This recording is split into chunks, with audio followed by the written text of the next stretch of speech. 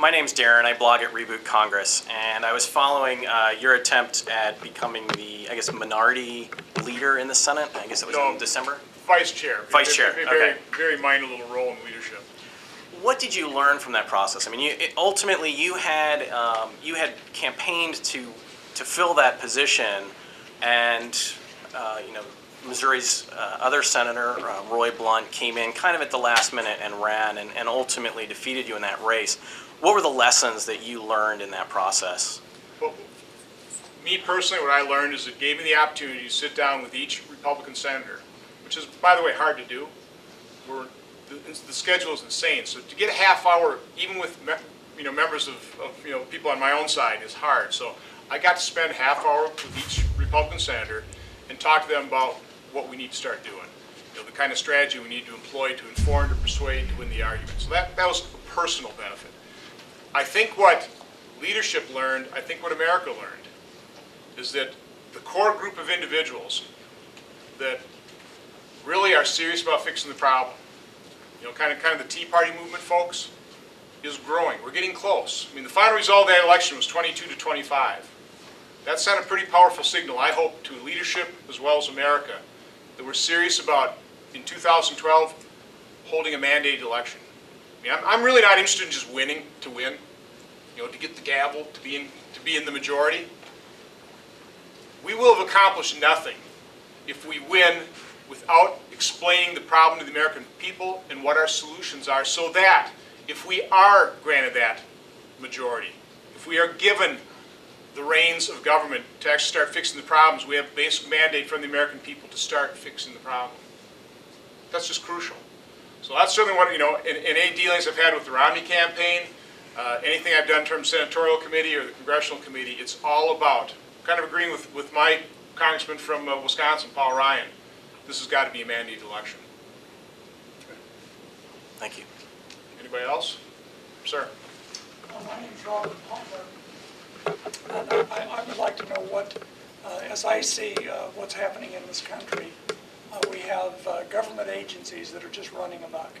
EPA, Department of Energy, the Department of Natural Resources, just really ripping the heart and soul out of small businesses, farmers, all over this country.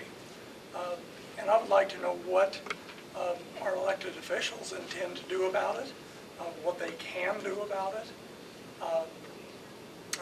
I see those rogue agencies as being one of the biggest enemies to freedom in this country. First of all, you're correct. Just a quick little factoid. The cost of complying with federal regulations, this is Obama's SBA conducted this study, $1.75 trillion, which is a number larger than all but 8 economies in the world. That's what we burden our job creators with. So you're absolutely right. Here's the problem.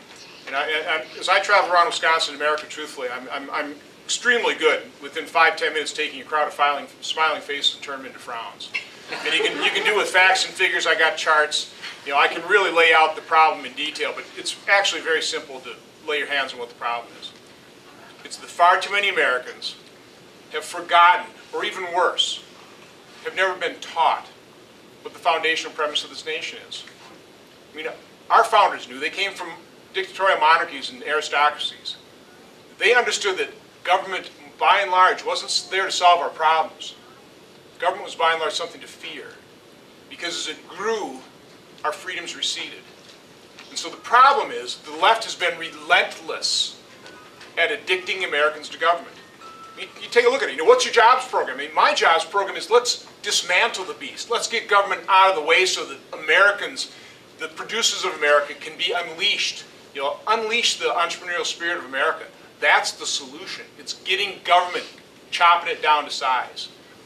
And you're not going to be able to do it with the basic, Sigma 6 or Six Sigma management principles. You're going to have to do it probably with the meat axe. You're going to have to start chopping the budget. You're going to have to start reining in the problem. Because to me, the root cause of the problem is the size, the scope, all the rules, all the regulations, all of government's intrusion into our lives, and the resulting cost of government. That's the problem. You have to start addressing that. So, all these people, going to go reform agencies. Ronald Reagan tried to do it. There's a really good article in the Wall Street Journal right after I got elected. It was it was written by somebody who was put in by Ronald Reagan to shrink an agency. Said he never had a chance. Every waking moment was just trying to limit its growth. And government's only goal is to grow. It doesn't have the discipline of the marketplace. So we've got to instill the fiscal discipline. That's why, something like cut, cap, and balance, where you actually cut spending, not just limit the rate of growth. Put in statutory caps to start limiting the size of government in relationship to GDP. And then I think long-term, you need a constitutional amendment to limit spending. And I'm far more in favor of that type of amendment versus a balanced budget amendment. Just a very simple, make sure the government is limited to this size. And I think it's got to be somewhere between 18 and 20%. Get down to that, and then we can go from there. But it really is concentrating on your costs.